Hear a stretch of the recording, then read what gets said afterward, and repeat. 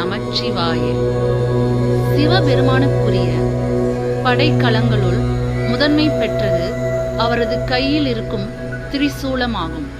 சிவ சின்னங்களிலும் தெய்வங்கள் பக்தர்களை காப்பதற்காக வைத்திருக்கும் ஆயுதங்களிலும் இதுவே மிகவும் சக்தி வாய்ந்ததாக கருதப்படுகிறது.